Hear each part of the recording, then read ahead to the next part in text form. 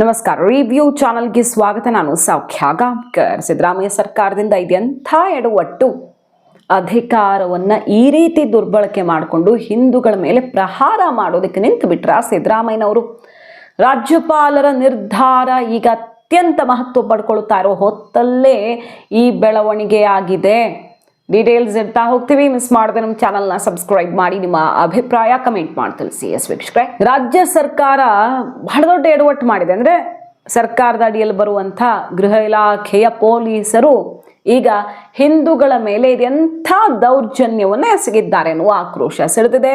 ಈ ರೀತಿಯೂ ಸರ್ಕಾರ ಹಾಗಾದ್ರೆ ಹಿಂದೂಗಳನ್ನ ಟಾರ್ಗೆಟ್ ಮಾಡೋದಕ್ಕೆ ಸಾಧ್ಯನಾ? ಇಷ್ಟು ಎಕ್ಸ್ಟ್ರೀಮಿಗೆ ಹೋಗಿಬಿಡ್ತಾ ಸರ್ಕಾರ ಅನ್ನುವಂಥ ಆಕ್ರೋಶ ಈಗ ಎದ್ದಿರೋದು. ಏನಾಗಿದೆ? ದ್ವೇಷ ಭಾಷಣ ಕಾಯ್ದೆ, ಅದಕ್ಕಿನ್ನೂ ರಾಜ್ಯಪಾಲರ ಅಂಕಿತ ಬಿದ್ದಿಲ್ಲ. ಅಂದ್ರೆ ಕಾಯ್ದೆ ಆಗಿಲ್ಲ, ಅದಿನ್ನು ಕಾಯ್ದೆ ಅಂತ ಹೇಳಕ್ಕಾಗಲ್ಲ. ದ್ವೇಷ ಭಾಷಣ ಮಸೂದೆ ಅಂಗೀಕಾರ ಮಾಡಿ ಕಳಿಸ್ಕೊಟ್ಟಿದ್ದಾರೆ, ಅದಿನ್ನೂ ಸಹಿ ಬಿದ್ದ ಮೇಲೆ ಕಾಯ್ದೆ ಆಗತ್ತೆ. ಅದನ್ನು ಅವರು ಟೈಮ್ ಬೌಂಡ್ ಅಂತೂ ಹಾಗಿಲ್ಲ. ಈಗ 3 ತಿಂಗಳೊಳಗೆ ಸೈನ್ ಮಾಡಿ ಕಳಿಸ್ಬೇಕು, ಕ್ಲಿಯರ್ ಮಾಡಬೇಕು ಅಂತ ಕೋರ್ಟ್ ಆದೇಶವೇ ಇದೆ. ಹಾಗೆಲ್ಲ ಟೈಮ್ ಬೌಂಡ್ ಹಾಕೋಕ್ಕಾಗಲ್ಲ ಅಂತ ರಾಜ್ಯಪಾಲರು ಸಮಯ ತಗೊಳ್ಬಹುದು. ಬೇಕಿದ್ರೆ ರಾಷ್ಟ್ರಪತಿಗಳಿಗೆ ಕಳಿಸ್ಕೊಡ್ಬಹುದು. ರಾಜ್ಯಪಾಲರು ಇದನ್ನು ಯಾವ ಕಾರಣಕ್ಕೂ ಓಕೆ ಮಾಡಬಾರ್ದು ಅಂತ ಬಿಜೆಪಿಯವರ ಹೋರಾಟ ಎಲ್ಲ ನಡೀತಿದೆ ಒಂದು ಕಡೆ. ಈ ಹೊತ್ತಲ್ಲಿ ನೋಡಿ, ಇನ್ನೂ ಜಾರಿಯಾಗದ ಕಾಯ್ದೆಯ ಆಧಾರದಲ್ಲಿ ಹಿಂದೂ ಮುಖಂಡರ ಮೇಲೆ ಕ್ರಮ ಆಗತ್ತೆ ಅಂದರೆ, ಅವ್ರಿಗೆ ನೋಟಿಸ್ ಹೋಗುತ್ತೆ ಅಂದರೆ, ಇದು ಯಾವ ನ್ಯಾಯ? ಸಿದ್ದರಾಮಯ್ಯ ಸರ್ಕಾರದಲ್ಲಿ ಹಿಂದೂಗಳು ಈ ರೀತಿ ಟಾರ್ಗೆಟ್ ಅನ್ನುವ ಆಕ್ರೋಶ ಸಿಡಿದಿರೋದು ನೋಡಿ. ಏನಾಗಿದೆ? ದ್ವೇಷ ಭಾಷಣ ಕಾಯ್ದೆ ಜಾರಿಗೆ ಬರುವ ಮೊದಲೇ ಅದನ್ನು ಪ್ರಸ್ತಾಪ ಮಾಡಿ ಇಲ್ಲಿ ಆ ರೀತಿ ಅನ್ಯ ಕೋಮಿಗೆ ನೋವಾಗೋ ರೀತಿಯಲ್ಲಿ ಏನಾದರೂ ಹೆಚ್ಚು ಕಡಿಮೆ ಮಾಡಿದ್ರೆ, ನೀವು ಭಾಷಣ ಮಾಡಿದ್ರೆ ಕ್ರಮ ಕೈಗೊಳ್ತೀವಿ ಅಂತ ನೋಟಿಸನ್ನು ಕೊಟ್ಟಿರೋದು. ಯಾರಿಗೆ? ವಿಕಾಸ್ ಪುತ್ತೂರು ಅನ್ನುವಂಥ ವ್ಯಕ್ತಿ. ಶೋಭಾಯಾತ್ರೆಯಲ್ಲಿ ಸಮಾಜೋತ್ಸವ ಕಾರ್ಯಕ್ರಮ ಮತ್ತು ಶೋಭಾಯಾತ್ರೆಯಲ್ಲಿ ಭಾಗವಹಿಸೋದಕ್ಕೆ ಮತ್ತು ದಿಕ್ಸೂಚಿ ಭಾಷಣ ಮಾಡಬೇಕಾಗಿದ್ದಂಥ ವಿಕಾಸ್ ಪುತ್ತೂರು ಅನ್ನುವಂಥ ನಾಯಕನಿಗೆ ನೋಟಿಸನ್ನು ಕೊಟ್ಟಿದ್ದಾರೆ. ಈಗ ಇದು ಬಿಜೆಪಿ ಮುಗಿ ಬೀಳೋದಕ್ಕೆ ಕಾರಣ ಆಗಿದೆ. ಇನ್ನೂ ಜಾರಿಯಾಗದ ಕಾಯ್ದೆಯನ್ನು ಅದು ಹೆಂಗೆ ಇಂಪ್ಲಿಮೆಂಟ್ ಮಾಡುತ್ತೆ ಗೃಹ ಇಲಾಖೆ ಅಂತ. ದ್ವೇಷ ಭಾಷಣ ಕಾಯ್ದೆಯಲ್ಲಿ ನೋಟಿಸ್ ಕೊಡೋದಕ್ಕೆ ಯಾವ ಕಾನೂನಲ್ಲಿ ಅವಕಾಶ ಇದೆ ಅಂತ ಬಿಜೆಪಿ ನಾಯಕರೀಗ ಪ್ರಶ್ನೆ ಮಾಡ್ತಿದ್ದಾರೆ. ಪೊಲೀಸರು ಈ ನಡೆಗೆ ಬಿಜೆಪಿ ಈಗ ದೊಡ್ಡ ಹೋರಾಟಕ್ಕೆ ಕರೆ ಕೊಟ್ಟಿರೋದು. ಅನ್ಯ ಕೋಮಿನ ಭಾವನೆಗಳಿಗೆ ಧಕ್ಕೆಯಾಗದೇ ಇರೋದ ಥರ ನಡ್ಕೊಳ್ಳಿ ಅಂತ ನೋಟಿಸಲ್ಲಿ ಸೂಚಿಸಲಾಗಿದೆ. ಭಾಷಣ ಯಾವುದೇ ಗುಂಪಿನ ವಿರುದ್ಧ ದ್ವೇಷ, ಹಿಂಸೆ, ಪ್ರಚೋದನೆ ಮಾಡಬಾರ್ದಂತೆ. ಶೋಭಾಯಾತ್ರೆಯ ಸಮಯದಲ್ಲಿ ಸುಗಮ ಸಂಚಾರಕ್ಕೆ ತೊಂದರೆ ಆಗದಂತೆ ನೀವೇ ಕ್ರಮ ಕೈಗೊಳ್ಳಬೇಕು. ಸರ್ಕಾರ ಜಾರಿಗೊಳಿಸಿರುವ ದ್ವೇಷ ಭಾಷಣ ಮಸೂದೆ 2025 ಕಾಯ್ದೆ ಉಲ್ಲಂಘನೆಯಾಗದಂತೆ ಕಾರ್ಯಕ್ರಮ ನಡೆಸಬೇಕು. ತಪ್ಪಿದ್ದಲ್ಲಿ ಸೂಕ್ತ ಕಾನೂನು ಕ್ರಮ ತಗೊಳ್ತೀವಿ ನಿಮ್ಮ ಮೇಲೆ ಅಂತ ಇನ್ನೂ ಜಾರಿನೇ ಆಗದ ಒಂದು ಮಸೂದೆಯಾಗಿ ಮಂಡನೆಯಾಗಿದೆ. ಸೆಷನ್ನಲ್ಲಿ ಪಾಸ್ ಮಾಡ್ಕೊಂಡಿದ್ದಾರೆ. ಇನ್ನು ರಾಜ್ಯಪಾಲರ ಸಹಿ ಬಿದ್ದಿಲ್ಲ.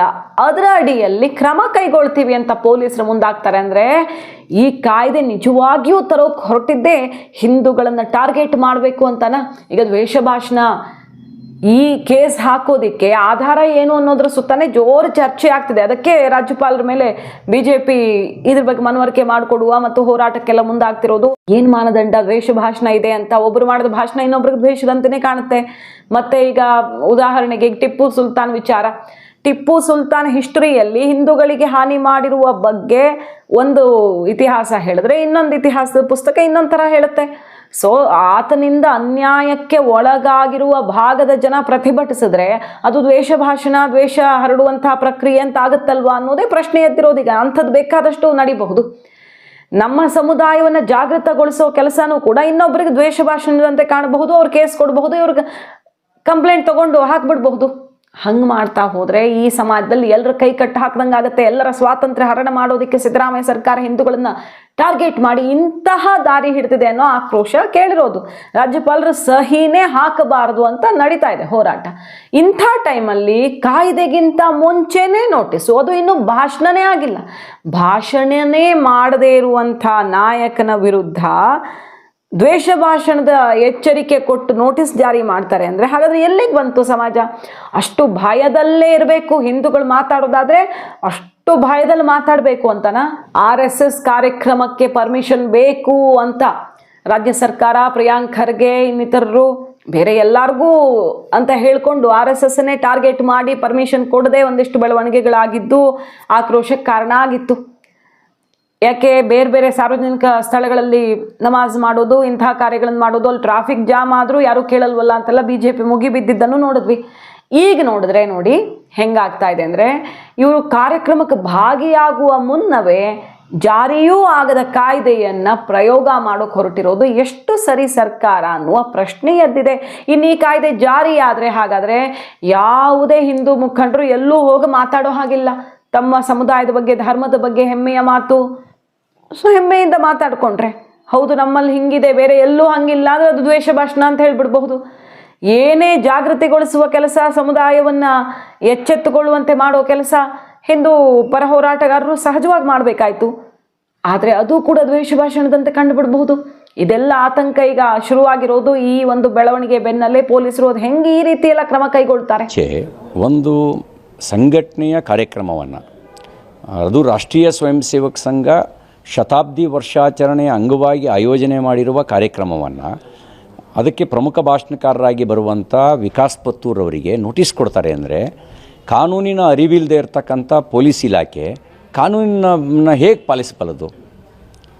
ಮತ್ತು ಅವರಿಗೆ ಅದು ದಾಷ್ಟ್ಯದ ಪರಮಾವಧಿ ಹೌದು. ಇದೇ ನೋಟಿಸ್ನ ನೀವು ಸಿದ್ದರಾಮಯ್ಯನವ್ರಿಗೆ ಕೊಡ್ತೀರಾ? ಇದೇ ನೋಟಿಸ್ನ ಪರಮೇಶ್ವರ್ ಅವ್ರಿಗೆ ಕೊಡ್ತೀರಾ? ಇದೇ ನೋಟಿಸ್ನ DK ಶಿವಕುಮಾರ್ ಅವ್ರಿಗೆ ಕೊಡ್ತೀರಾ? ಇದೇ ನೋಟಿಸ್ನ ಬೇರೆ ಬೇರೆ ಸಂಘಟನೆಗಳಿಗೆ ಕೊಡ್ತೀರಾ? ನೀವು ಮುಲ್ಲಾ ಮೌಲ್ವಿಗಳಿಗೆ ನೀವು ಇದೇ ನೋಟಿಸ್ನ ಕೊಡ್ತೀರಾ? ಯಾಕೆ? ರಾಷ್ಟ್ರೀಯ ಸ್ವಯಂ ಸೇವಕ ಸಂಘ ಒಂದು ದೇಶಭಕ್ತ ಸಂಘಟನೆ. ರಾಷ್ಟ್ರೀಯ ಸ್ವಯಂ ಸೇವಕ ಸಂಘ ವ್ಯಕ್ತಿಗೆ ಸಂಸ್ಕಾರ ನೀಡಿ ಸಮಾಜವನ್ನು ಸದೃಢಗೊಳಿಸುವ ಕೆಲಸ ಮಾಡ್ತಾಯಿದೆ, ಸಾಮರಸ್ಯ ಮೂಡಿಸೋ ಕೆಲಸ ಮಾಡ್ತಾಯಿದೆ. ರಾಷ್ಟ್ರೀಯ ಸ್ವಯಂ ಸೇವಕ ಸಂಘ ಶತಾಬ್ದಿ ವರ್ಷಾಚರಣೆಯ ಹಿನ್ನೆಲೆಯಲ್ಲಿ ಕೈಗೊಂಡಿರ್ತಕ್ಕಂಥ ಕ್ರಮ ಯಾವುದು? ಅದು ಹೇಳಿರ್ತಕ್ಕಂಥದ್ದು ಕುಟುಂಬ ಪ್ರಬೋಧನ, ಕುಟುಂಬದ ಮೌಲ್ಯಗಳು ಹೆಚ್ಚಾಗಬೇಕು. ಸ್ವಭಾಷ, ಸ್ವಭೂಷಣ ಅಂದರೆ ನಮ್ಮ ಭಾರತೀಯ ಭೂಷಣಗಳು ಮತ್ತು ನಮ್ಮ ಮಾತೃಭಾಷೆ, ಹಾಗೆಯೇ ಸ್ವಭೋಜನ, ನಮ್ಮ ಸ್ಥಳೀಯವಾಗಿರ್ತಕ್ಕಂಥ ಭೋಜನಕ್ಕೆ ಮನೆಯಲ್ಲಿ ಸಂಸ್ಕಾರ ಪ್ರಧಾನವಾಗಿ ಒತ್ತು ಕೊಡಬೇಕು ಅನ್ನುವಂಥ ವಿಚಾರವನ್ನು ಮುಂದಿಟ್ಕೊಂಡಿದೆ. ಪರಿಸರ ಸಂರಕ್ಷಣೆ ವಿಚಾರವನ್ನು ಮುಂದಿಟ್ಕೊಂಡು ನೀವು ಪಂಚಪರಿವರ್ತನೆಗಳಲ್ಲಿ ಪರಿಸರವನ್ನು ರಕ್ಷಣೆ ಮಾಡಲೇಬೇಕು. ಪರಿಸರ ರಕ್ಷಣೆ ಆಗದೇ ಇದ್ದರೆ ಉಳಿಗಾಲ ಇಲ್ಲ. ಅದರಿಂದ ಭಾರತೀಯ ದೃಷ್ಟಿಕೋನದಿಂದ ಸಮಾಜವನ್ನು, ಭಾರತೀಯ ದೃಷ್ಟಿಕೋನದಿಂದ ಪ್ರಕೃತಿಯನ್ನು ನೋಡಬೇಕು. ಭಾರತೀಯ ದೃಷ್ಟಿಕೋನ ಏನನ್ನು ನೋಡುತ್ತೆ? ಎಲ್ಲದರಲ್ಲೂ ಭಗವಂತ ಇದ್ದಾನೆ ಅಂತ ನೋಡುತ್ತೆ. ಆ ವಿಷಯನ ಪ್ರಸ್ತಾಪ ಮಾಡ್ತಾಯಿದೆ. ಜಾತಿ, ಮತ, ಅಸ್ಪೃಶ್ಯತೆ, ಭೇದ ಭಾವವಿಲ್ಲದೆ ನಾವೆಲ್ಲರೂ ಒಂದು ಅನ್ನೋ ಭಾವದಿಂದ ಬದುಕಬೇಕು. ಆತ್ಮಾನು ಸರ್ವಭೂತೇಶು ಅನ್ನೋ ವಿಚಾರವನ್ನು ಸಂಘ ಪ್ರತಿಪಾದನೆ ಮಾಡ್ತಾಯಿದೆ. ಹೀಗೆ ಈ ರೀತಿ ನಾಗರಿಕ ಶಿಷ್ಟಾಚಾರವನ್ನು ಪಾಲಿಸಬೇಕು. ಒಂದು ಸಿಗ್ನಲ್ಲು ರೆಡ್ ಲೈಟ್ ಇದ್ದರೆ ಅಲ್ಲಿ ನಿಲ್ಲಿಸಬೇಕು, ಪೊಲೀಸರಿರಬೇಕು ಅಂತಿಲ್ಲ. ಈಗೇನಾಗಿದೆ, ಪೊಲೀಸರಿದ್ದರೆ ಮಾತ್ರ ಅಪರಾಧ ಅಂತ ಇದೆ. ನಾವು ಮಾನಸಿಕವಾಗಿ ಯೋಚನೆ ಮಾಡಬೇಕು. ನಾಗರಿಕ ಶಿಷ್ಟಾಚಾರ ಪಾಲಿಸೋದು ನಮ್ಮ ಕರ್ತವ್ಯ ಇದೆ ಅನ್ನುವ ನಾಗರಿಕ ಪ್ರಜ್ಞೆಯನ್ನು ಮೂಡಿಸುವಂಥ ವಿಚಾರವನ್ನು ತನ್ನ ವಿಚಾರದಲ್ಲಿ ಹೇಳ್ತಾ ಇದೆ.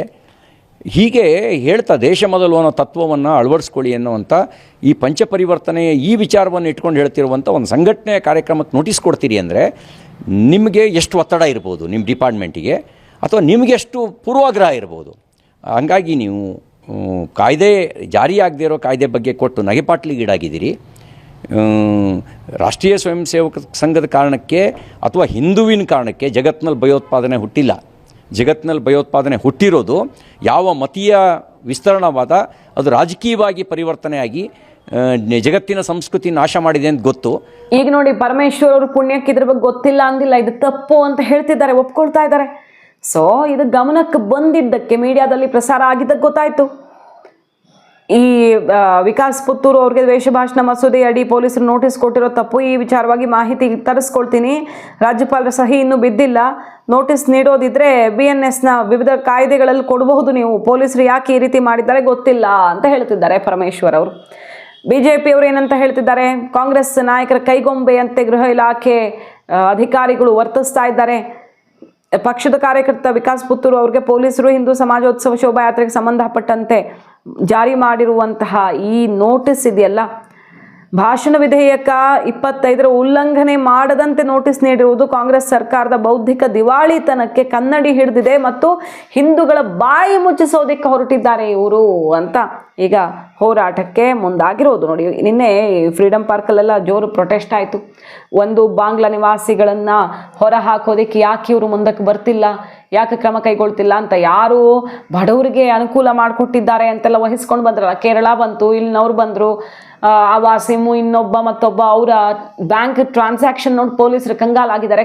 ಕೋಟಿ ಟ್ರಾನ್ಸಾಕ್ಷನ್ ನಡೆದಿದೆ. ಸೊ ಇವರು ಬಡವರು ಅಂತ ಏನು ಸಹಕಾರ ಕೊಡೋಕ್ಕಲ್ಲ, ಸರ್ಕಾರಿ ಜಾಗ ಕಬಳಿಸೋಕೆ ಅಂತಾನೆ ಈ ಥರ ಅಲ್ಲಲ್ಲಿ ಸೈಟ್ಗಳನ್ನು ಮಾಡಿ ಸರ್ಕಾರಿ ಭೂಮಿಯನ್ನು ಹೊಡೆಯೋದಕ್ಕೇನೆ ಇವರು ಬಂದಿದ್ದು. ಮತ್ತು ಅಲ್ಲಿ ದುಡ್ಡು ಕೊಟ್ಟು ಸುಮಾರು 3-4 ಲಕ್ಷ ಕೊಟ್ಟೆಲ್ಲ ಮಾಡಿಸ್ಕೊಂಡಿದ್ದಾರೆ ಅಂದರೆ ಅವರು ಏನೂ ಇಲ್ಲದ ಝೀರೋ ಅನ್ನೋ ಬಡವರಲ್ಲ, ಅಲ್ಪ ಸ್ವಲ್ಪ ಇರೋರು ತಮ್ಮದೇ ಭೂಮಿ ಮಾಡ್ಕೊಂಡು ಬಿಡೋಣ ಅನ್ನೋ ಥರ ಕಳ್ಳಾಟಕ್ಕಾಗಿ ಬಂದವರು ಅನ್ನೋದೆಲ್ಲ ಗೊತ್ತಾಗ್ತಿದೆ ಈಗ ಇನ್ವೆಸ್ಟಿಗೇಷನ್ನಲ್ಲಿ. ಅಂಥವ್ರನ್ನ ಹೊರಗೋಡಿಸಿ ಅನ್ನುವಂಥ ಪ್ರೊಟೆಸ್ಟ್ ಆಗ್ತಿದೆ. ಈ ಕಡೆ ಹಿಂದೂಗಳ ಮೇಲೆ ದಾಳಿ ಆಗ್ತಾ ಇದೆ, ಅಯ್ಯಪ್ಪ ಸ್ವಾಮಿ, ಓಂ ಶಕ್ತಿ ಮಾಲಾಧಾರಿಗಳ ಮೇಲೆ ಹಲ್ಲೆ ಆಗ್ತಿದೆ. ಇದನ್ನು ತಡೆಯೋದು ಬಿಟ್ಟು, ಅಲ್ಲಿ ಪುಂಡಾಟಗಳಿಗೆ ಬ್ರೇಕ್ ಹಾಕೋದು ಬಿಟ್ಟು, ನಮ್ಮವ್ರಿಗೇನೆ ಮತ್ತೆ ಸಮಸ್ಯೆ ತಂದಿಡುವಂಥ ಕೆಲಸ ದೇಗುಲಗಳಲ್ಲೇ ನಡೆಯೋಕ್ಕೆ ಶುರುವಾಗ್ಬಿಟ್ಟಿದೆ ಈಗ ಅನ್ನುವಂಥ ಆಕ್ರೋಶ, ಸರ್ಕಾರದ ವಿರುದ್ಧ ಹೋರಾಟ ಕೂಡ ತೀವ್ರ ಸ್ವರೂಪವನ್ನು ಪಡ್ಕೊಂಡಿರೋದು. ಮಾಹಿತಿ ಇಷ್ಟ ಆಗಿದ್ರೆ ಮಿಸ್ ಮಾಡದೆ ನಮ್ಮ ಚಾನಲ್ನ ಸಬ್ಸ್ಕ್ರೈಬ್ ಮಾಡಿ, ನಿಮ್ಮ ಅಭಿಪ್ರಾಯ ಕಮೆಂಟ್ ಮಾಡಿ ತಿಳಿಸಿ. Thank you.